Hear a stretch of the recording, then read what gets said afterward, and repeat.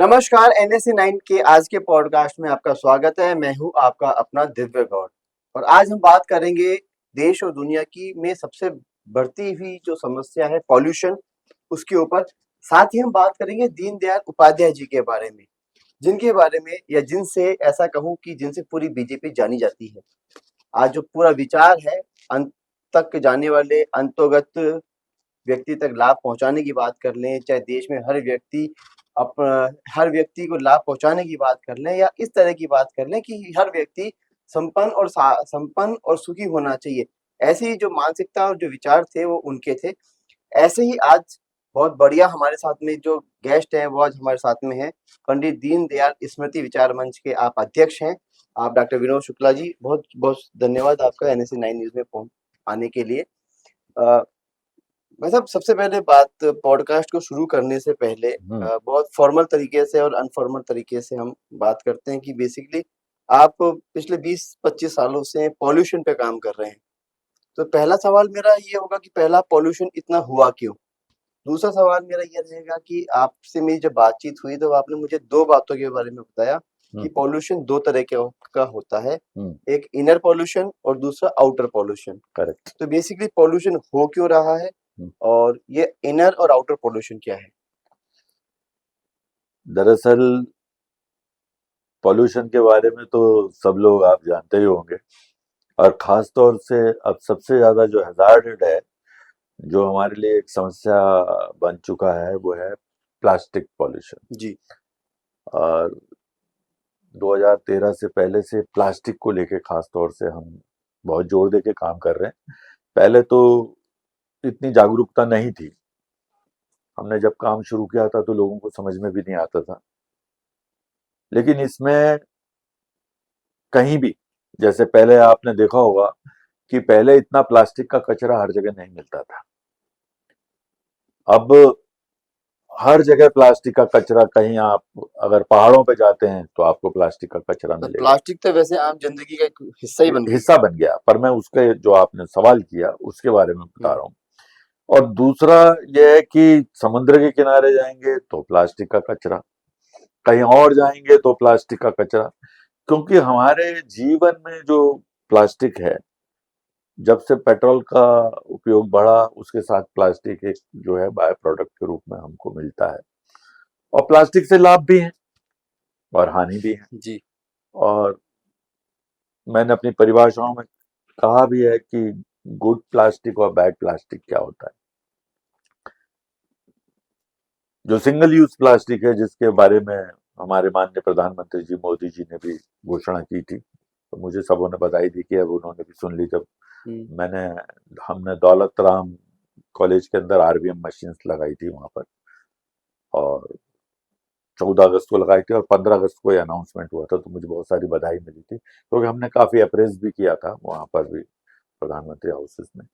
तो ये जो है, मतलब जो प्लास्टिक का कचरा, क्योंकि डे बाय डे, पहले जैसे आपने देखा होगा कि थैलियां हम कपड़े की लेके जाते थे, जूट शुरू के में थैले होते थे, जूट के थैले खादी होते के। थे, कपड़े के होते थे घर से, लेकिन धीरे धीरे धीरे धीरे हम सुविधाओं में जाते चले गए। और फैशन सुविधा, में भी। हाँ, तो अब क्या हो गया कि फिर धीरे धीरे धीरे धीरे एमएलपी जो है, जी। मतलब ये थैलियों का कचरा, फिर अभी आप कहीं भी जाते हैं, कहीं रास्ते में जाते हैं तो आपको नमकीन लेनी है, कहीं यात्रा बस से करें या बाई कार करें या आप ट्रेन से करें, तो आपने देखा होगा जगह जगह जगह जगह जगह जगह। तो ये जो कचरा है, जब तक आपका पेट्रोल बनता रहेगा ये भी कचरा बनता रहेगा। जी। लेकिन सवाल ये है कि ये कचरा, अगर आपने इसको सही तरीके से हैंडल किया जी। तो प्लास्टिक वरदान है, और हैंडल नहीं किया तो एक शाप है। श्राप भी है। असली चीज क्या है कि उसके कचरे को आप किस तरह से कर सकेंगे, और अलग अलग किस्म की पैकेजिंग होती है, मतलब एक सी पैकेजिंग नहीं है सबकी। जैसे बहुत अच्छा। सारी चीजें हैं, जैसे प्लास्टिक की बोतल है, ये 80% से ज्यादा रिसाइकल हो जा रही अब हो है। रही है, पहले हाँ, नहीं होती थी। पहले नहीं होती थी। जी। अब हो रही अब धीरे धीरे क्या है कि जो थैलियां हैं वो भी रिसाइकल, पर वो 5-10% है। अब जैसे आपका दूसरी जो टेट्रा पैक है, टेट्रा पैक 1,000 करोड़ जो है पर ईयर इसका पैकेजिंग का होता है 1000 अच्छा, इसका कंजम्पशन। कंजम्पशन, अच्छा। और 700 करोड़ खाली 30% ही इसका रिसाइकल है, बाकी लैंड फिलिंग में चला जा रहा है। तो वो कहीं ना तो कहीं भूमि को हाँ, हमको क्या करना पड़ेगा कि इसके लिए जगह जगह इंडस्ट्रीज भी लगानी पड़ेगी, रिसाइकल सब्सिडीज देनी पड़ेगी, क्योंकि अगर पैकेजिंग को हमने प्रॉपर से कर लिया, अब जैसे यहाँ से जा रहे हैं साहब दौसा है, लाल सोट है, अब यहाँ से कहीं भीलवाड़ा में फैक्ट्री है रिसाइकिल की, या जयपुर में, वहां से 150-200 किलोमीटर, तो वो कचरे का सवाल ही वायबिलिटी आनी चाहिए। जब तक वायबिलिटी नहीं आएगी, दूसरी बात यह है कि हम लोगों को सबको एक ट्रेनिंग की जरूरत है कि सेग्रीगेशन प्रॉपर होना चाहिए जी। अभी अब आप देखेंगे कहीं भी एक ही कचरे का डस्टबिन रहेगा, उसी में ही सूखा कचरा, गीला कचरा। अब आप पार्टियां होती हैं, अब हमने यहाँ प्रोग्राम भी किए थे, जागरूकता भी की थी, गवर्नमेंट से अपील भी की, वहां भी की। एक तो कानून भी लाना पड़ेगा। अब जैसे इसको आप इस्तेमाल करते हैं तो 20,000 से लेकर 1 लाख रुपए तक का फाइन है। थोड़ा स्ट्रांग होना पड़ेगा, पहले स्ट्रांग हुए थे तो लोगों ने बंद कर दिया था। लेकिन मुझे लगता नहीं है वो 20,000 से 1 लाख का जो फाइन है वो भी होता होगा क्या? नहीं होता। मतलब उसके लिए मतलब ये है कि देखिए, मैं ये नहीं कहता कि सारी जिम्मेदारी सरकार की है, जी। समाज की भी हमारी जिम्मेदारी है, सरकार की भी और उद्योग की है। जी। और तीनों के अंदर जब तक हम संतुलन, तीनों के अंदर कम्युनिकेशन, एक बैलेंस बनाकर अगर नहीं चलेंगे और इसको सीरियसली नहीं लेंगे, मतलब एंटायर ये ग्लोबल इश्यू है। ग्लोबल इशू है, बिल्कुल। अभी अमेरिका भी मैं गया था पिछले साल, तो वहां भी मेरा इसी पे, क्योंकि आप 5 बड़े आइलैंड बन चुके हैं, इटली और फ्रांस से भी बड़े, पैसिफिक में है, प्रशांत महासागर में है, हिंद महासागर में, 5 बड़े आइलैंड, प्लास्टिक के आइलैंड, प्लास्टिक के इतने बड़े आइलैंड बन चुके हैं कि इटली और फ्रांस दोनों कंट्री को मिला दिया जाए, उससे भी बड़े आइलैंड है। तो ये सबके लिए खतरे की घंटी है। अच्छा, यहाँ पर क्या है कि यहाँ हमारे रैक पिकर्स हैं, तो इसलिए रिसाइकल इंडस्ट्रीज जितनी भी डेवलपिंग कंट्री में वायबिलिटी है, वहाँ डेवलप कंट्री का कचरे को वहाँ ऐसे के ऐसे ही डेवलपिंग कंट्री में भेज देते। तो इसके लिए भी हमने, जब इम्पोर्ट हो रहा था यहाँ पर कचरा, तो इसके लिए भी बैन के लिए हमने किया था और उसको बैन हमने लेकिन वैसे करवाया। ये जो इनर पॉल्यूशन और आउटर पॉल्यूशन है, इनको किस तरीके से समझे, क्या है मतलब दोनों? देखिए, अभी मेरा एक तो इसके लिए जागरूकता का है जी। ये अपना प्लास्टिक कचरे के लिए, सेग्रीगेशंस के लिए हम प्रोग्राम करते रहते हैं। हमने 7 भाषाओं में गाने बनाए हैं इसके लिए। जी। प्लास्टिक एंथम, आप चाहें तो उसको गाने को हमारे रिले भी कर दीजिएगा। मैं बिल्कुल करूंगा। इसको हमने कन्नड़ में, मलयालम में, तेलुगु में, तमिल के अंदर, गुजराती, मराठी और हिंदी, जी। ये डॉक्टर हम हिंदी हर्षवर्धन में जी ले ने, लेंगे क्योंकि हिंदी न्यूज़ हिंदी चैनल है प्लास्टिक तो। एंथम के हैं, तो अच्छे गाने, तो वो जागरूकता के हिसाब से है। जी। फिर हम शपथ भी 1.25 लाख लोगों को मैंने दिलाई थी, जी। जो इंटरनल पॉल्यूशन एकात्म मानव दर्शन जो दीनदयाल जी ने दिया है, जी। उसके ऊपर आधारित वो शपथ थी। और इंटरनल पॉल्यूशन, क्योंकि मैं अष्टांग योगी हूँ, और गीता जियो मिशन, मतलब जो अंदर हमारे जो भाव है, जो कचरा है। हाँ, उससे पहले मैं अपने दर्शकों को बता भी दूं कि आपके सामने जो शख्सियत बैठी हुई है वो पंडित दीनदयाल उपाध्याय जी जो हैं, जो थे, और उनके आप पारिवारिक सदस्य हैं, आप उनके भतीजे लगते हैं, आप डॉक्टर विनोद शुक्ला जी हैं। तो भी अब सर बताइए आगे। तो ये अष्टांग योग और ये, इसके ऊपर मेरी विवेचना होती है। जी। अब उसमें जो अंदर का जो पॉल्यूशन है, जी। जो आज क्या था कि मैं आपको बताऊं कि कचरा कैसे दिमाग के अंदर आता जाता है। जी। तो हमारे अंदर जो साउंड और इमेजेस हैं, ये चलती रहती हैं। जी। पहले साउंड, जैसे फोन है आपका, जब फोन शुरू में आया था तो कितने जीबी का स्मार्टफोन होता था? 5 GB, 10 GB जी। सफिशिएंट होता था। सफिशिएंट होता था। लेकिन आज सफिशिएंट है? आज 256 1 टीबी भी कम पड़ता है। कम पड़ता। कारण? स्टोरेज। अच्छा, अगर आप उसको फोन को, जैसे मान लो आपका 10 GB का फोन है और जी। स्टोरेज ज्यादा हो गया, जी। तो फोन का क्या होता है? फेंक देते हैं। नहीं, मतलब उसमें फोन आपका हैंग होना शुरू हो जी, जाता है। हाँ, मतलब उसकी जो कैपेसिटी है, हम उसकी कैपेसिटी से ज़्यादा उसमें दोहन कर रहे हैं। करते हैं तो होता क्या है? हैंग। हैंग होता है। उसके लिए हमको क्या करना पड़ता है? या तो उसकी जीबी बढ़ाएं, या अपग्रेडेशन पे जाएँ। मतलब जीबी बढ़ाएंगे जी। या डिलीट सिस्टम करेंगे, दो ही जी। चीज करेंगे ना। जी। और हाँ। ऐसे ही आज की तारीख में हमारे माइंड हैंग हो रहे हैं। जी। क्यों हो रहे हैं? क्योंकि आज से 300 साल पहले चले जाइए, 300 साल पहले मैं आपको ले जाता हूं। जी। तो 300 साल पहले आपको जो इंफॉर्मेशन मिलती थी वो 20 किलोमीटर की फेरे फेरी की मिलती थी, क्योंकि कोई चिट्ठियां, मतलब पोस्ट ऑफिस सिस्टम था नहीं, रेडियो था नहीं, टेलीफोन था नहीं, टीवी था नहीं। तो अब क्या होता था, जो भी हमारा कम्युनिकेशन था वो फिजिकली था, 1 to 1 था। एक गांव से दूसरे गांव सुबह आदमी जाता था, शाम को जब वो लौटता था तो वहां की आपको न्यूज मिलती थी बिल्कुल। कि पास के गांव में कोई मर गया है, किसी की शादी है। 4-5 जो 10 गांव होते थे आसपास के, वहां से जब जाते थे लोग बाग और अपने अपने गांव में आते थे, तो 20 किलोमीटर की फेरे फेरी की न्यूज थी। बिल्कुल। तो वो जो हमारे अंदर जो उनकी इमेज और जो साउंड, ये छवि या ध्वनि जो मन के अंदर रहती थी, जी। अब विज्ञान ने जो तरक्की कर ली, विज्ञान की तरक्की से अभी टीवी, तो हमारे पास जो इंफॉर्मेशन आ रही है, अभी पूरा जो पहले गांव होता था अभी ग्लोब आ गया दिमाग में। तो हमारे जो न्यूरॉन्स है वो कितने वर्क कर रहे हैं, मतलब जो हमारे अंदर साउंड और इमेज, इतना कचरा आने लग गया, day to day, daily daily daily daily इतना कचरा आ गया। आज यहाँ घोटाला हो गया, फलाने ने, उसने ये गाड़ी ले ली, उसने ये कर लिया, नई गाड़ी लॉन्च हो गई, उसकी कंपनी को इतना फायदा हो गया, इसने भूकंप आ गया, इतने आतंकवादियों ने, मतलब ये पूरा जो रिसेप्शन एंड परसेप्शन का जो माइंड का होने लग गया, तो इससे हमारे मन के अंदर उधर शुरू। अब इसके लिए क्या करना पड़ेगा कि जब ये हमारे माइंड के अंदर ग्लोब आ गया, जी। लेकिन हमने वो विधि नहीं सीखी। क्या विधि? डिलीट। डिलीट, रोजाना डिलीट करना है, और एक्सपेंशन ऑफ माइंड। जी। तो ये तो हमारा कचरा है, प्रदूषण है अंदर का। जी। अब इससे जो हमारे भाव तैयार होते थे, पहले भाव निर्मल रहते थे, मतलब आपके अंदर जो, इसलिए हम एक कुनबे के रूप में रहा करते थे, 30-30, 40-40 लोगों के परिवार होते थे और बड़े प्रेम से रहते थे। आज सिंगल फैमिली है। लेकिन आज पति पत्नी की भी निभ जाए, बहुत बड़ी बात है। बहुत बड़ी बात है। क्यों? क्योंकि आरपीएम इतना तेज हो गया, पेशेंस लूज हो गया, और हर व्यक्ति एक दूसरे से उम्मीद ज्यादा करने लगा, एक्सपेक्टेशन ज्यादा हो गई और टॉलरेंस पावर कम हो गई। टॉलरेंस पावर कम हो गई, दिमाग में सोचने समझने की शक्ति कम हो गई। बस खाली जो हमारा जो माइंड है वो कॉन्शियस और सबकॉन्शियस माइंड पे आ गया। जो हमारा सुप्रा कॉन्शियस माइंड है वो तो हम यूज ही नहीं करते, खाली conscious mind and subconscious mind.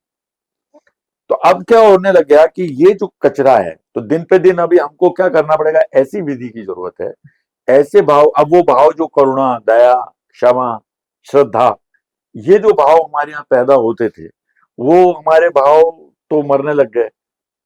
अब उसकी प्रॉपर खेती नहीं, और ये प्यार की सहायक भावना है, करुणा, दया, क्षमा, श्रद्धा, ये प्रेम की सहायक भावना है। इससे प्रेम की खेती की खाद है, ये प्रेम बढ़ेगा। अब इनको पैदा नहीं करोगे तो जैसे खेत के अंदर आप विधिवत तरीके से कोई खेती नहीं करते, तो अनवांटेड प्लांट, खरपतवार जैसे खरपतवार आ जाएगी आपकी मनोभूमि के अंदर। आपने वो संस्कारों को नहीं सींचा बचपन से ही, तो क्या पैदा होगा फिर? वो खरपतवार क्या है? काम, क्रोध, मोह, लोभ, मद, मत्सर, दुर्भाव, ये जो है द्वेष भावना पैदा शुरू हो गई। और ये अब ये पैदा होती जा रही है, और हमारे को इसको ना, तो अब क्या है कि बच्चों को समझाने के लिए जो जरूरत है कि ये पोल्यूशन क्या होता है, अब जैसे करुणा है, दया है, क्षमा है, श्रद्धा है।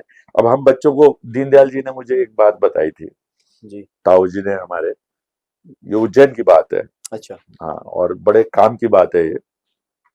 और इससे जो पॉल्यूशन, जैसे हम आज की तारीख में जो भक्ति करते हैं जी, तो भक्ति भी स्वार्थ भक्ति, 99% स्वार्थ भक्ति है। हाँ, मानते हैं इस चीज को। भगवान भगवान से हम क्या मांगते हैं? इसमें भगवान कृष्ण ने बोला भी है कि मेरे 4 प्रकार के भक्त होते हैं। 4 माँ में भजन्ते चतुर्विजय जना, सुकृत अर्जुना, अर्थार्थी, आर्थ, जिज्ञासु, ज्ञानी च भरत सर्व। मतलब मेरे 4 प्रकार के भक्त होते हैं। एक अर्थार्थी, मेरी पूजा करते हैं लेकिन मुझे नहीं चाहते, मुझसे क्या चाहते हैं? सांसारिक सुख सुविधा चाहते हैं। तो सांसारिक सुख सुविधा जो चाहते हैं वो अर्थार्थी कहलाते हैं। आर्थ कौन से होते हैं? कि जो संकट आदि निवारण के लिए मेरी पूजा करते हैं, भगवान मेरी प्रॉब्लम दूर कर देना, ये कर देना। गर्मी का मौसम आया, गर्मी ने मुझे सताया, तो तुम पंखा लइयो शाम कदमुआ तले, सर्दी का मौसम आया, सर्दी ने मुझे सताया, तुम तो रजाई। तुम कम्बल नहीं हो शाम कदमों तले। वर्षा का मौसम आया, वर्षा ने मुझे सताया, तो तुम छाता नहीं हो शाम कदमों तले। मतलब श्याम जी को प्रेम करना अनकंडीशनल, हाँ वो अलग चीज है। हाँ, लेकिन अभी जो 99% है वो क्या है, ये कुछ ना भक्ति है। कुछ भगवान से ले ले। तो अब जब उज्जैन में आए थे दीनदयाल जी, जी जब करीब 1964-65 की बात होगी शायद, जी। तो महाकालेश्वर के दर्शन करने गए थे। तो मैंने उनसे पूछा था, मैंने कि आपने ताऊ जी भगवान से क्या मांगा? तो उन्होंने बताया कि मैंने मांगा कि विश्व में सबका कल्याण हो, सभी रोग मुक्त हों, सभी शांति में हो, सभी आनंद में हो। तो मैंने उनसे कहा, मैंने कि ये तो आपने सबके लिए मांगा, आपने अपने लिए क्या मांगा? खुद के लिए क्या मांगा? तो बोले मैंने अपने लिए मांगा। मैंने कहा अपने लिए कैसे मांगा? तो उन्होंने बताया कि देखो, ये मुझे बताओ कि तुम्हें चारों तरफ रोगी रोगी लोग हों, वो चारों तुम्हारे, तुम तो बिल्कुल निरोग हो, और तुम्हारे चारों तरफ रोगी हैं, तो वो तुम्हें अच्छा लगेगा कि निरोग अच्छे लगेंगे? मैंने निरोग। को निरोग अच्छे लगेंगे। अच्छा ये बताओ कि चारों तरफ तुम्हें रोते हुए चेहरे देखना अच्छा लगता है कि हंसते हुए चेहरे देखना? मैंने कहा हंसते हुए। अच्छा चारों तरफ तुम्हारे, तुम अपना घर बनाना चाहोगे तो तुम अच्छी कॉलोनी में बनाना चाहोगे कि झोपड़ों के बीच में बनाना चाहोगे? मैंने कहा अच्छी। तो तुम्हें चारों तरफ अच्छे संपन्न लोग देखना पसंद है कि गरीब ही गरीब दिखें चारों तरफ, वैसे पसंद है? मैंने कहा अमीर और अच्छे लोग संपन्न। देखना पसंद है। तो ये तुम्हें पसंद है ना? मैंने कहा हाँ। तो फिर जब तुम्हें पसंद है, तो जो तुम्हें पसंद है वही भगवान से मांगो। सही बात है, मतलब बहुत गहरी बात है और समझने में कि आज की तारीख में वहां से मुझे फिर उन्होंने कहा भी कि अब आइंदा से तुम भगवान से क्या मांगोगे? मैंने कहा अब यही मांगेंगे। तो फिर वो जो श्लोक उन्होंने बस, सर्वे सुखिनः भवन्तु, सर्वे सन्तु निरामया, सर्वे भद्राणि पश्यन्तु मा कश्चित् दुःखमाप्नुयात्। विश्व में सबका कल्याण हो, सभी जीव परायण हो, सभी रोग मुक्त हो, सभी शांति। उस दिन से और आज मैंने अपने लिए, मतलब जो भी मांगता हूँ, तो यही मेरी प्रार्थना रहती है और यही प्राणियों का हित सिखाता है। हो, सद्भाव हो। मतलब वो अपने लिए, मतलब ये नहीं है कि ये दूसरों के लिए नहीं कर रहे हैं, ये अपने लिए कर रहे खुद के लिए कर हैं। रहे और सबको, जिन लोगों को, जितने भी लोग हैं, अगर ये भी भगवान में मंदिर में जाएं, तो अगर ये सभी लोग प्रार्थना करेंगे, तो एक अलग वाइब्रेशन वहां का होगा, पॉजिटिव हो रहा। नहीं तो कहीं, अब जैसे गए, चाहे वैष्णो देवी जाएं या बालाजी जाएं या अपने कहीं भी जाते हैं, अब हजारों की तादाद में लोग आते हैं, और हजारों की तादाद में ए माता रानी मेरी ये मनोकामना पूर्ण कर, ए माता रानी, वो 1 मिनट में सबको हटा रहे हैं और 1 मिनट में सब अपने अपनी कर रहे हैं। तो वहां जो वाइब्रेशन आएंगे, वो कौन से वाइब्रेशन आएंगे? नेगेटिव। पॉजिटिव है। और यही हजारों लोग ये करें, हे माता रानी सबका कल्याण हो, सभी रोग मुक्त हो, सभी शांति में, हे माता रानी, हे महाकाल बाबा, हे खाटू श्याम जी बाबा, हे सालासर जी महाराज, हे गणपति जी। तो आप चारों तरफ जब ये चीज को करेंगे, पूरा एरा पॉजिटिव हो जाएगा। तो पूरी पृथ्वी का ऑरा, क्योंकि एक दूसरे की चीज को आप सपोर्ट कर रहे हैं, और इससे जो वाइब्रेशन आएगा वायुमंडल के अंदर, तो जो देवस्य हैं, उन देवताओं का ये भोजन है। असुर वहां भी है और असुर अपने अंदर भी है। असुर देव पूरे एटमॉस्फेयर में भी, हमारे मन में भी देव और असुर दोनों। बिल्कुल। तो जब हमारे अंदर असुर भाव आते हैं, तो उनकी पौष्टिक, उनको खुराक मिलती है असुर की, तो वो असुर सेल पनपने लग जाएंगे, तो आपका नेगेटिव ऑरा बनेगा। और जैसे ही आपने करुणा, दया, क्षमा, ये सब चीजें करी, तो देवस्य आएंगे, क्योंकि सबको अपना अपना एटमॉस्फेयर चाहिए जी।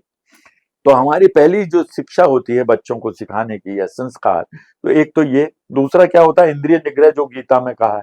तो इंद्रिय निग्रह करेंगे, तो आप इंद्रिय निग्रह कैसे करेंगे? आप तो अष्टांग योग या लेकिन उससे पहले नियमासन। मतलब अष्टांग योग पे आते हैं, उससे पहले वो आप भक्ति के 4 प्रकार बता रहे थे। अनारती, एक हो गया अर्थार्थी आया, जो संकट, जो अपने अपने खुद के लिए मांग रहा है। सुख सुविधाओं की प्राप्ति के लिए। आर्त आ गया, जो कि आपने मांगा कि संकट आदि निवारण के लिए। फिर आता है जिज्ञासु, जब अपनों से ही अपने को धोखे मिलते हैं। और ये हर दूसरे व्यक्ति की हर आदमी कहीं ना कहीं आहत है किसी ना किसी से, अपनों से ही आहत है। बिल्कुल। तो जब अपनों से धोखे पड़ते हैं कि बोले जिनके लिए मैं कमा रहा था, जिनके लिए मैं कर रहा था, जब मेरे ये नहीं है तो मेरा कौन फिर? तो जिज्ञासा, फिर वो उस ओर चलता है, परमात्मा की ओर, कि अब तू ही मेरा आखिरी सहारा। ये जिज्ञासा से फिर वो मार्ग खोजता है। और जब वो ज्ञानी, जो मुझे परम प्रिय है, ऐसा बताया अर्जुन, जो ज्ञानी है वो मेरा सबसे, तो ये 4 प्रकार के भक्त हैं। और हमारी जो आज की तारीख में सब जितने भी पूजा पाठ यज्ञ हवन आदि सब करते हैं, तो सारी स्वार्थ भक्ति पे आधारित है। तो जो अध्यात्म का रास्ता है वो अलग है। एकात्म मानव दर्शन, जब तक आप अध्यात्म में नहीं जाएंगे तब तक नहीं आएगा। उन्होंने 2 वक्तव्य बताए थे दीनदयाल जी ने जी, वो मेरे दिमाग में अभी तक याद है, और उस रास्ते पे चलने के लिए सबको प्रेरित भी करते हैं, और होना भी चाहिए लोगों को। बिल्कुल एक तो कहा था कि हम एक ऐसे भारत का निर्माण करेंगे, यहाँ जन्मा हुआ बालक अपने संपूर्ण व्यक्तित्व का विकास करते हुए, पूरी प्रकृति को आत्मसात करते हुए नर से नारायण बनने में सक्षम हो सकेगा। अपने संपूर्ण व्यक्तित्व का विकास, शरीर मन और आत्मा, खाली शरीर का विकास नहीं, मन का नहीं, आत्मा का, इन तीनों का विकास करते हुए, पूरी प्रकृति को आत्मसात करते हुए, कि परमात्मा मेरे पिता है, प्रकृति मेरी माँ है, मनुष्य पेड़ पौधे जीव जंतु पशु पक्षी ये मेरा विश्व परिवार है। ये बचपन से ही जब बच्चे को हम ये सिखाते हैं, ये भाव देते हैं, तो उसके अंदर 360 डिग्री का मन आएगा। ठीक है, क्योंकि आज की तारीख के अंदर पूरी दुनिया छोटी हो गई है, हम ग्लोबल हो गए, फिजिकली हम इतने क्लोज हो गए हैं, लेकिन मेंटली अभी तक डिवाइडेड, तो पीस नहीं मिलेगी। इस कमरे में हम अशांकित हैं, हम अपने उसमें बटे हुए हैं, विचारों में जी, भावनाओं में, मैं फलानी जाति का हूँ, फलाना ये है। तो वो जो हमने शपथ भी हम दिलाते हैं, तो यही दिलाते हैं सबको, बच्चों को स्कूल्स में, ये हमारी प्रक्रिया है। तो ये जो विचार है एकात्म मानव दर्शन का, तो ये आज की तारीख में, यही आने वाले कल में एक विश्व मानव बनाएगा। मतलब आज की तारीख में हम मनुष्य जाति के रूप में अपने आप को स्थापित करें, इस ग्लोबल की जितनी भी मूल समस्याएं, सारी देश मिलकर उस चीज को आर्थिक रूप से, क्योंकि रोटी कपड़ा मकान शिक्षा चिकित्सा की व्यवस्था नहीं होगी तो नर से नारायण नहीं बन सकेगा। जी सही बात है, इसीलिए उन्होंने अंत्योदय की बात कही थी। और एक फिर वो नवदा भक्ति भी है, भक्ति के तो 4 प्रकार हो गए, भक्ति भी नवदा हुई, नव गीता में लिखा हुआ है नवदा भक्ति के प्रकार है। लेकिन मतलब दूसरी चीज जैसे पॉल्यूशन है, आपने कहा कि इनर पॉल्यूशन को हमको पहले तो हमें अंदर लेना ही नहीं चाहिए, लेकिन नहीं आएगा, लेकिन चूंकि सोशल मीडिया का जमाना है, पता नहीं आपके पास में जो गैजेट है इसमें पता नहीं कहाँ से क्या क्या चीजें छलनी लगानी पड़ेगी।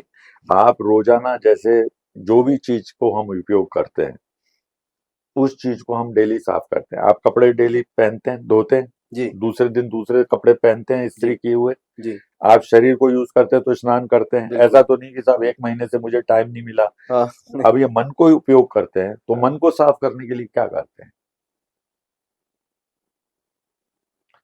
आप रोक नहीं सकते इसको। जो युग है, जो कम्युनिकेशंस है, जो टेक्नोलॉजी है, तो प्रोग्रेस रुक जाएगी। आपको उसके साथ में बैलेंस बना के चलना है, हर चीज के साथ एक संतुलन कायम करना है जी। बच्चे के मन में आपको फिल्टर प्लांट लगाना पड़ेगा,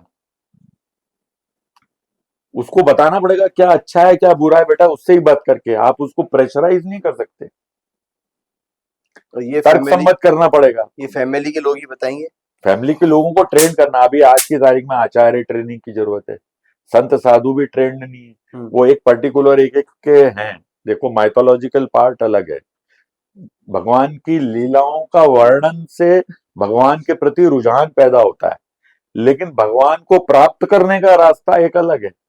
मतलब दोनों अलग अलग चीजें बताई, भगवान की लीलाओं से भगवान को प्रसन्न करने का, या प्रसन्न तो किया आपने, आप उसकी तरफ अट्रैक्ट हुए, जी लेकिन वहीं तक नहीं रुकना है ना, उसको प्राप्त भी करना है। तब वो गीता का श्लोक आता है, त्वदिति प्रणिपातेन परिप्रश्नेन सेवाया उपदेश दक्षन्ति तो ज्ञानम ज्ञानिनी नस्तु तत्वदर्शिना। हे अर्जुन, तो परिप्रश्न मतलब जो आध्यात्मिक प्रश्न होते हैं, जो अपनी आत्मोन्नति के लिए प्रश्न होते हैं, वो परिप्रश्न कहलाते हैं। बाकी जनरल प्रश्न होते हैं। किसी तत्वदर्शी पुरुष के पास जाकर ब्रह्म विद्या को सीख, वो दे सकते थे। जी तो हमको वो सदगुरु चाहिए जो हमको ब्रह्म ज्ञान प्रॉपर अच्छा जो ब्रह्म ज्ञान दे, ब्रह्म ज्ञान दे और बढ़िया रास्ता दिखाए। ईश्वर की स्थिति पर पहुंचा दे। लेकिन खुद मुक्त पुरुष होगा तो हमारे बंधन काट पाएगा, वही बंधन में है तो हमारे बंधन नहीं काट पाएगा। उन्हीं में लालसा है कि आज गाड़ी मिल जाए, मेरा हाँ, मठ तो हो जाए, मठाधीश हो जाए। ये चीज है। तो अब ये तो उनके, हम किसी को बुरा नहीं कहते, हर आदमी में बुराई भी होती है, अच्छाई भी होती है। जी अब आप अपने वेवलेंथ के हिसाब से, अपने हिसाब से, मार्केट है, इस मार्केट में चले जाएं और आपको जो सूट करता है, लेकिन आप कौन से रास्ते पे जा रहे हैं वो उसका ध्यान आपको रहना चाहिए। फिर भाई साहब ये अब आउटर पॉल्यूशन पे आए। अब आउटर पॉल्यूशन का, जैसे अभी इंटरनल पॉल्यूशन का तो आ गया। अब इसके लिए जैसे बताया कि सर्वे सुखी न भवन्तु। अब जैसे हम, मैं ये नहीं कहता कि सब त्याग एक ऐसी चीज है कि सर दर्द कर देता है लोगों को। सब सेक्रीफाइस, तो कोई सेक्रीफाइस करना नहीं चाहता, जी लेकिन आप सेक्रीफाइस नहीं कर सकते, लेकिन प्यार तो कर सकते हैं। प्यार करना मुश्किल है नहीं है ना? नहीं है तो प्यार तो जिससे करना भी करोगे, चाहिए, प्यार करना भी जब चाहिए। प्यार करने का, नर्चर करना है प्यार को, जी प्यार की खेती करनी है दिल और दिमाग में। जी उसके लिए कौन सी जो टेक्नोलॉजी है, उसकी खाद कौन सी है और उसका कीड़ा कौन सा है, ये एक विषय हो गया।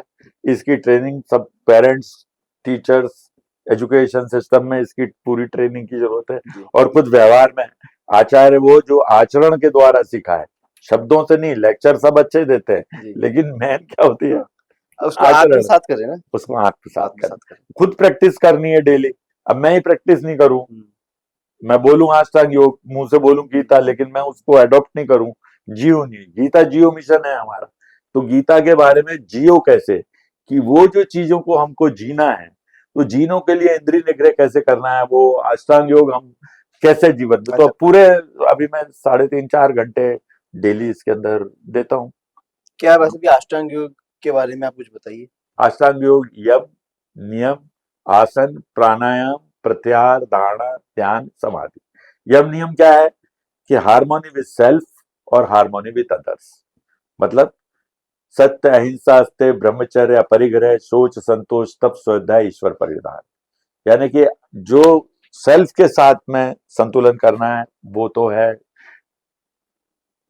नियम, और यम है जो दूसरों के साथ। तो हमको हार्मोनी क्या करनी है, बाहर भी हार्मोनी करनी है और अपने अंदर भी हार्मोनी करनी है। अपने अंदर का भी विकास करना। मैंने तो अपना विकास कर लिया, लेकिन मेरे परिवार का विकास नहीं होगा तो क्या होगा? अशांति रहेगी। मेरे परिवार का विकास हो गया, लेकिन मेरे मोहल्ले में और आसपास मेरे और खानदान में विकास नहीं है तो क्या होगा? बैलेंस नहीं रहेगा। हाँ, तो इसीलिए एक आत्मानव दर्शन ही आता है कि पहले क्या है कि खुद, फिर क्या हो गया परिवार, परिवार के बाद समाज, समाज के बाद राष्ट्र, राष्ट्र के बाद सृष्टि, विश्व, विश्व के बाद सृष्टि, समष्टि। तो ये जो पूरा दायरा है आपका, जो मन का एक्सपेंशन होता चला जाएगा और अपनी चेतना को प्रसार करके, मतलब परमात्मा का भाव, हर में परमात्मा समाया हुआ है। और परमात्मा मतलब एक यूनिवर्सल बॉडी है, और परमात्मा को प्यार करते हैं तो उनकी सृष्टि से प्यार करना। अब मैं दिव्या जी को तो आरती उतारूं, दिव्या जी को तो मैं पूजा करूं, और दिव्या जी के एक बच्चे को चॉकलेट दूं और दूसरे को थप्पड़ मारूं, तो दिव्या जी को अच्छा लगेगा? नहीं। हमारे कहावत भी है कि खाए का नाम नहीं होता, रुलाए का नाम हो जाता है। तो इसीलिए कि अगर मेरे को दिव्या जी से प्रेम करना है तो दिव्या जी की हर चीज से मुझे प्रेम करना पड़ेगा। तो परमात्मा की सच्ची भक्ति क्या है कि परमात्मा की पूरी सृष्टि है, और उनकी पूरी सृष्टि से बगैर किसी भेदभाव के पूरी सृष्टि से प्रेम करना ही परमात्मा की सच्ची भक्ति है। मतलब प्रभु सेवा, जीव सेवा ही प्रभु सेवा है। जी, मतलब दूसरी चीज आपने जैसे एकात्म मानववाद की बात की या पंडित दीनदयाल जी के बारे में आपने बहुत लंबा अपने समय गुजारा है क्योंकि पारिवारिक सदस्य थे। उनसे जुड़ी हुई कुछ ऐसी बातें जो मतलब हमारे दर्शकों के लिए बहुत उपयोगी हो, उनके इस आपके अनुभव, संस्मरण कुछ ऐसी बातें? हाँ, अब जैसे एक बात तो मैंने ये बताई थी कि जो उन्होंने मुझे सीख दी थी पूजा करने के बाद। उज्जैन में जो दूसरा, जब मैं उनके व्यक्तित्व को देखता था, तो 10 राजेंद्र प्रसाद रोड के ऊपर रहते थे, जिसमें अटल जी भी साथ रहते थे, नाना जी भी रहते थे, सुंदर सिंह भंडारी जी भी थे। तो मैं जाता था तो मैं उनकी एक बात नोट करता था कि उनको सबके लिए समदृष्टि थी। यानी मेरा मित्र मेरे साथ जाता था, तो उनकी दृष्टि से ये नहीं आप पहचान सकते थे कि मैं उनका भतीजा हूँ या कोई ये गैर है। जी, सबको समान। हाँ, अब जैसे वहां पर बिरजू एक जो खाना बनाते थे, रसोइया थे, तो उनको भी वो संबोधित करते थे, बिरजू जी हमें आज क्या खिला रहे हैं आप? भोजन। नत्थू करके सफाई वाला था, अच्छा नत्थू जी जरा वहां से आप कचरा ले लीजिएगा। हुँ, अच्छा अटल जी आज अपन बैठ लेते, मतलब वो तीनों के साथ जब उनका वार्तालाप होता था, तो उनकी टोन के अंदर कोई फर्क नहीं था। दूसरी, उनके कोई बैंक बैलेंस नहीं, उनका एक झोला रहता था, उसमें 2-3 जोड़ी कपड़े रहते थे। मतलब ये उनके सिंपल सिटी अपरिग्रह बोलते हैं जिसको, अपरिग्रह नियम हाँ, के। कि त्याग दिया। अपनी सुविधाओं को कम, अपने भोगों को कम से कम कर देना, वो अपरिग्रह कहलाता है। मतलब सर्वसाधारण हित के लिए अपने भोगों को कम से कम कर देना, हुँ, तो वो एक अपरिग्रह नियम के तहत में। तो अपरिग्रह नियम के, समत्व भाव के, ये जो समता भाव है, ये भाव ऐसा है कि बड़े बड़े संत भी हुँ, इसमें नहीं आ पाते। आप देखेंगे बड़े बड़े संत के पास जाएंगे, कोई बहुत पैसे वाला गया या आपका कोई बहुत बड़ा पद वाला गया, तो उसका अलग भाव रहेंगे, हुँ। दूसरे के साथ अलग भाव रहेंगे।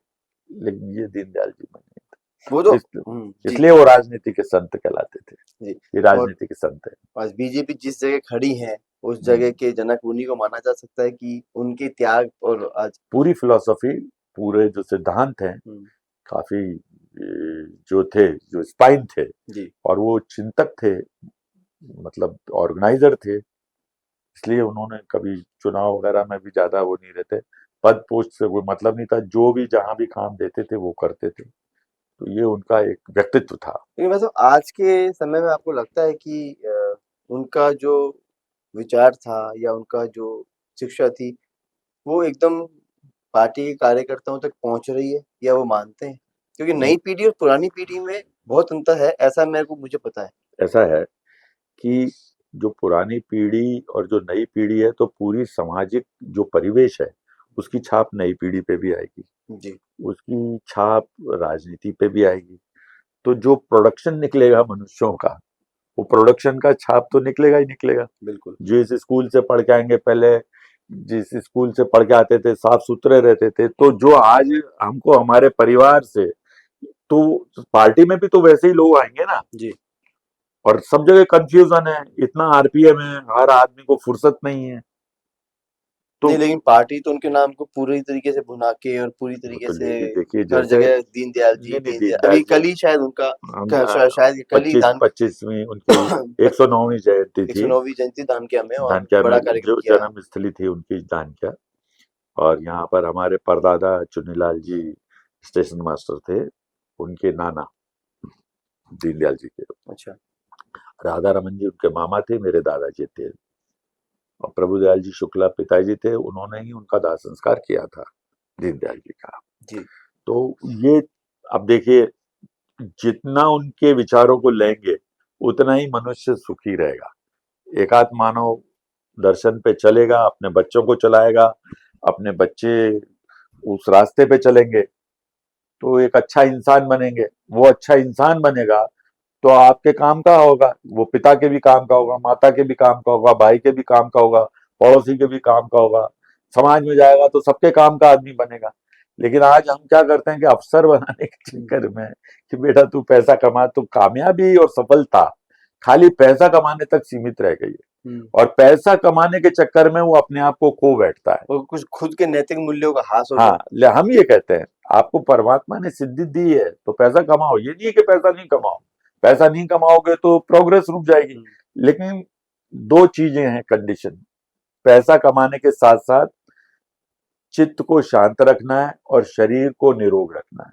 अगर आपने चित्त को अशांत कर दिया और शरीर को रोगी बना दिया और 200 करोड़ कमाए, तो मुझे बताइए आप अमीर आदमी है कि गरीब आदमी? ये जो आपका सुख है ना, ये आनंद है, ना तो स्विट्जरलैंड की वादियां अच्छी लगेगी आपको, ना आपको कोई संगीत अच्छा लगेगा, ना आप डाइनिंग टेबल पे खाना खाने बैठेंगे, आपकी 25 लाख रुपए की डाइनिंग टेबल है, उस टेबल पे आपके रिश्तेदार मित्र उस खाने को एंजॉय करेंगे। आपको तो डॉक्टर ने जो दलिया बता रखा है या वैसा बता रखा है, क्योंकि आपका शरीर रोगी है, चित्त अशांत है, 200 करोड़ रुपया है, तो आप सबसे ज्यादा गरीब हैं। ये ऐसा ही है जैसे मधुमक्खी का छत्ता तोड़ने जाते हैं, अगर आपको उसकी कला नहीं मालूम है और पेड़ पे चढ़ गए और खाली सीधा सीधे छत्ते में हाथ डाल लिया तो क्या होगा? मधुमक्खी खाएगी और खाएगी तो ऊपर से नीचे गिरेंगे, तो सूझ जाएंगे आप। तो ऐसे ही बहुत सारे पैसा कमाए हुए सूझे हुए लोग हैं। तो नहीं, मैं भी उसमें कईयों को जानता हूँ जो रात को डाइनिंग टेबल पे, आपने कहा 25 लाख की डाइनिंग टेबल पे, लेकिन वो कम से कम 10 से 15 टैबलेट लेते हैं, तो मतलब टैबलेट लेके भी चित्त अशांत अशांत है, और ताकि शरीर नींद आ जाए। रोगी। तो दोनों चीजों को ध्यान रखना है। इसके लिए हम प्रमोट करते हैं कि बचपन से ही बच्चे को अष्टांग योग, योगा प्रचलित कर दिया। देखो जी, बाबा रामदेव जी ने, मोदी जी की वजह से पूरे आज विश्व के अंदर योग, योग की सही परिभाषा है संयोगो योग युक्तो जीवात्मा परमात्मा नाथ। मतलब आत्मा को परमात्मा से जोड़ने की जो प्रक्रिया है, वो योग है। उसके साथ मिल जाना, एकाकार हो जाना है, वो योग। जी, और उस योग के साथ में शरीर को फिट रखने के लिए आसनास है, यम नियम है, जी, प्रत्याहार। प्रत्याहार क्या होता है कि प्रत्याहार ये होता है कि आप इस विश्व को, जो हमारे अंदर आया, तो इस विश्व को वापस डिसॉल्व कर देना है, ब्रह्म ब्रह्म के अंदर, परमात्मा के अंदर उसको विलीन कर देना है। मतलब उस सूक्ष्म चीज में, हर चीज में ब्रह्म के रूप में कन्वर्ट करना है, तो वो प्रत्याहार कहलाता है। प्राणायाम, प्राणायाम अपने सांसों को कंट्रोल करेंगे तो आप जितनी क्षमता रहेगी तो उतना रहेगा। ध्यान मतलब उसके अवस्था में ही कंसिस्टेंसी, सब कुछ उसी में है। ब्रह्म अर्पम ब्रह्म भी ब्रह्मग्नि ब्रह्मावतंग ब्रह्मवितेन गंतव्य ब्रह्म कर्म समाधिना, हर चीज ब्रह्म में है। ये जो हवन कर रहा हूं ये भी ब्रह्म है, करने वाला भी ब्रह्म है, आहुति भी ब्रह्म है, उसका प्रतिफलन भी ब्रह्म है, और सब अंत में ब्रह्म में ही चला जाएगा।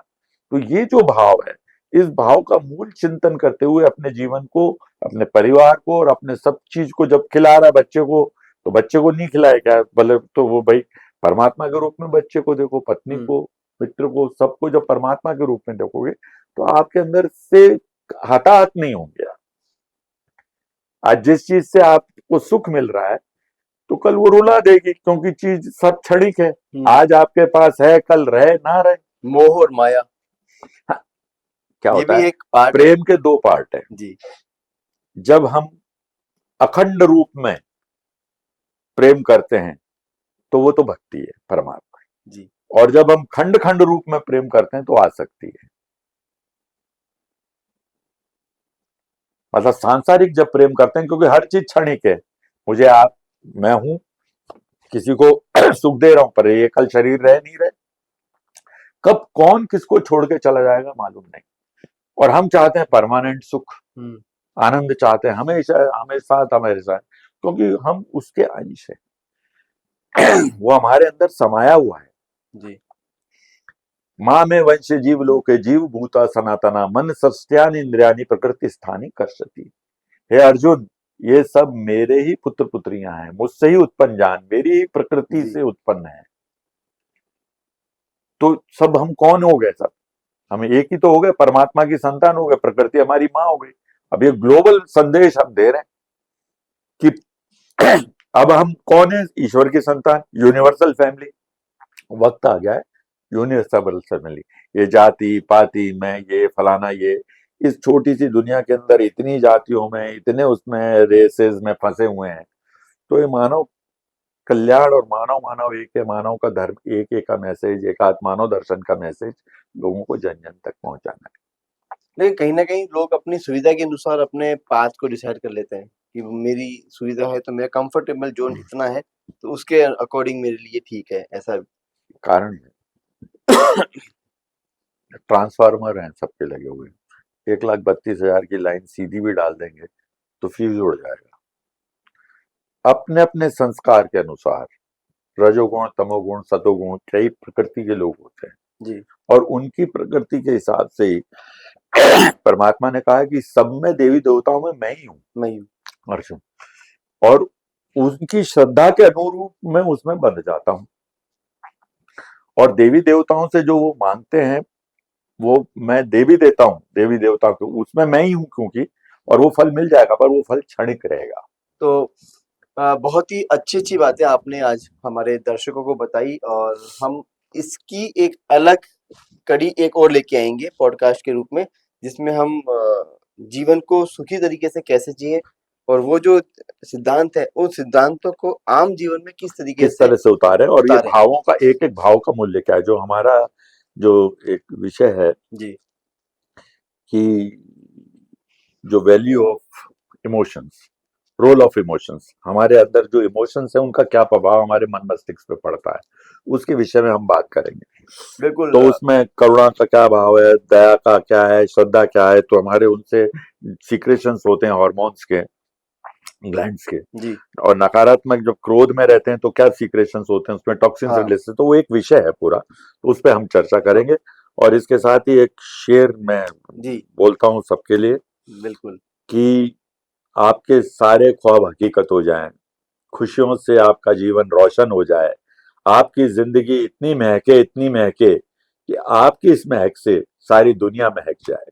बहुत बढ़िया। यूं ही हंसते रहें, कांटों में भी खुशियां लुटाते रहें, मिट जाएगी निराशा की हर घड़ी, बस आप इसी तरह से खुशियां लुटाते रहें। बहुत बढ़िया। बहुत ही अच्छी बातें मनोज जी ने हमें बताई और नए पॉडकास्ट में इससे भी अच्छी-अच्छी बातें हमारे साथ में वो साझा करेंगे और इस कड़ी का हम एक नया पॉडकास्ट आपके लिए ज़रूर लेके आएँगे बहुत जल्दी। तब तक के लिए मुझे दीजिए इजाज़त। भाई साहब बहुत-बहुत नमस्कार, शुक्रिया नमस्कार। आप स्टूडियो में पधारे, आपने आपका भी अमूल्य बहुत समय बहुत दिया। धन्यवाद।